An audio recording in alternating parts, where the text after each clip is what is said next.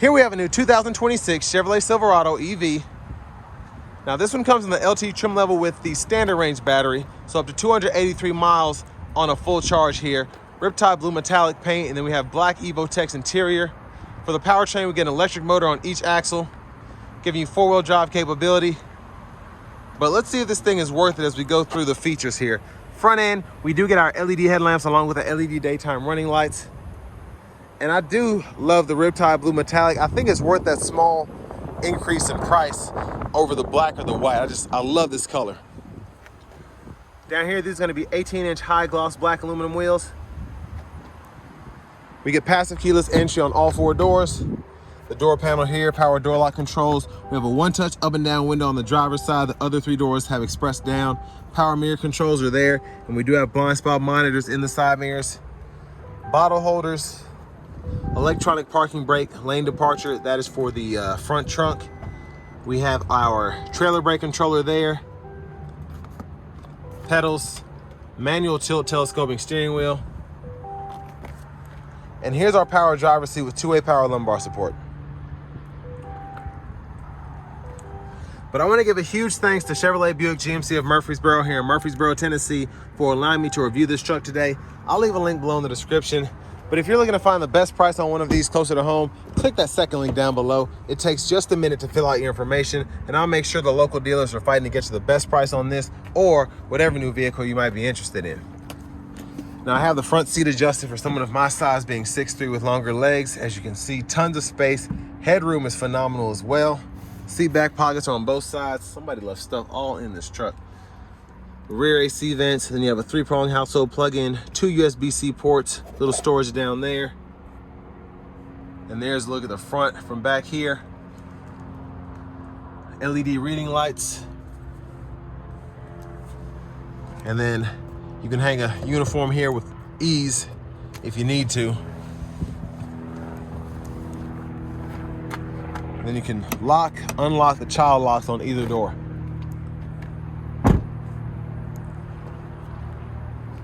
Charge ports here. You can DC fast charge with this battery system. And then as we come around to the back end, we do get full LED tail lights. Hitch receiver there. And there's your spare underneath too. Easy let down tailgate. And then over here, we have a 120 volt 3-prong household plug-in.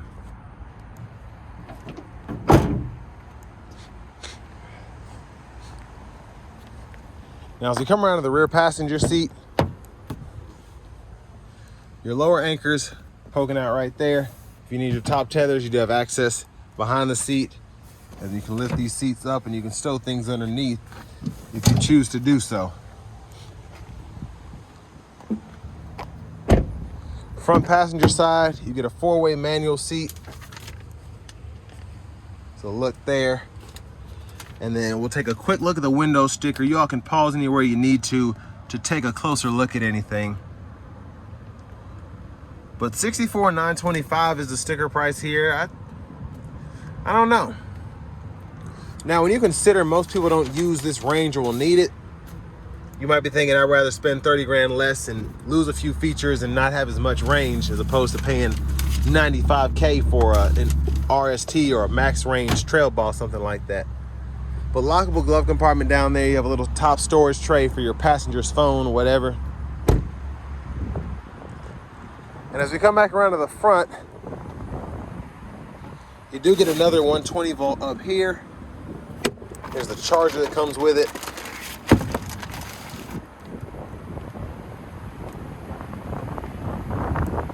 Your windshield washer fluid goes in there. Now while I'm holding this button down, I'll tell you what, I'm gonna put the blinkers on, hold that down.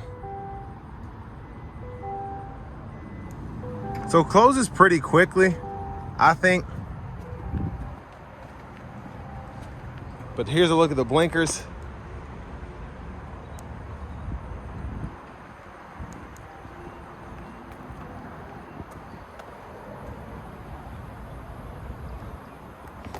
And now it's hopping the driver's seat.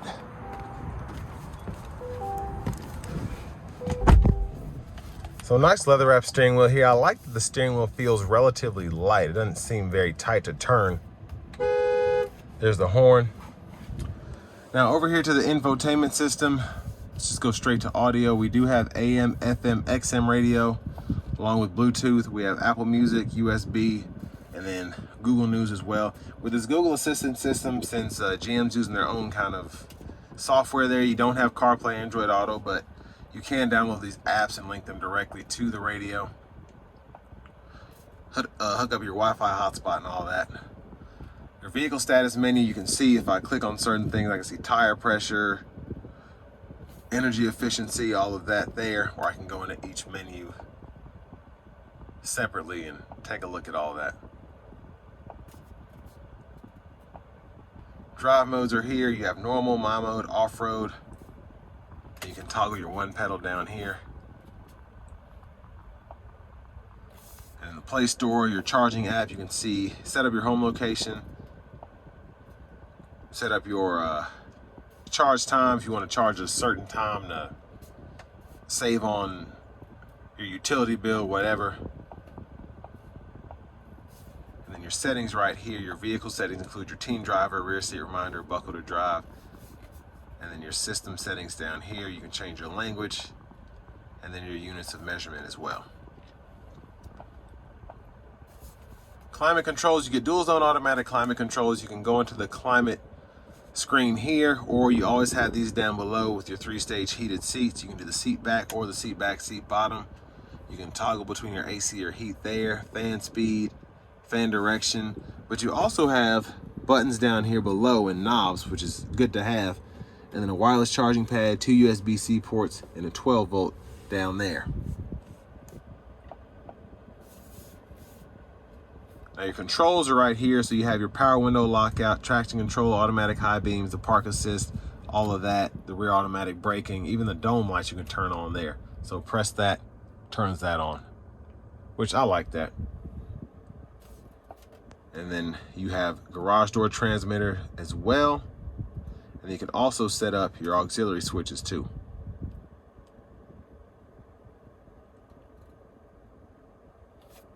Now for the cameras, backup cameras here, guidelines follow you as you turn the steering wheel.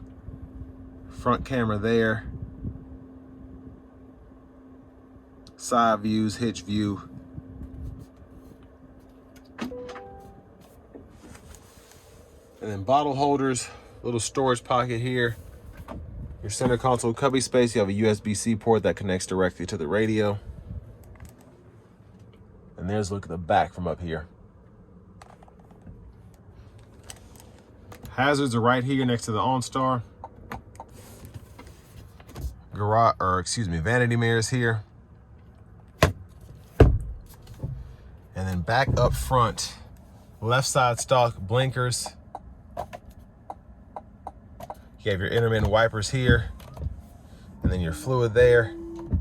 High beams, you can toggle those. And then the shifter on the right side, hit the brake, pull for neutral, pulling up for reverse, pulling down for drive, press P for park. And then you can actually toggle the regenerative braking if you're not in the one pedal mode there. Cruise control, you can hold the cancel button down to go between the different cruise controls there. And then you can set your speed, and then the forward collision alert gap as well as the adaptive cruise gap can be adjusted there. Left side, you can go through your track list, radio station presets, and then behind on the right side, you can toggle volume up, down. And then right side of the steering wheel itself, voice recognition. This goes to your audio sources, and then when applicable, you can use this tab to go up, down, or select certain options. And then your mute, Bluetooth button there. Heated steering wheel toggle, and then this changes your gauge cluster views. You have like 4 or 5 options, I believe. And finally, well, one other thing I forgot to mention. You always have your lights here because those are on the screen, so you can turn your low beams on and set them to auto. One pedal drive is there, and then these 2 buttons are basically your push button start. So this keeps the vehicle on for a certain amount of time if you get out of the vehicle and get back in, and then this cuts it off manually. Otherwise, whenever you get in the vehicle and detects the key fob, you put your foot on the brake to put it in the gear, it'll cut on, and then when you open the door and you let off, it'll cut off. So here's your key fob with remote start, and then you can open the front by hitting this twice as well.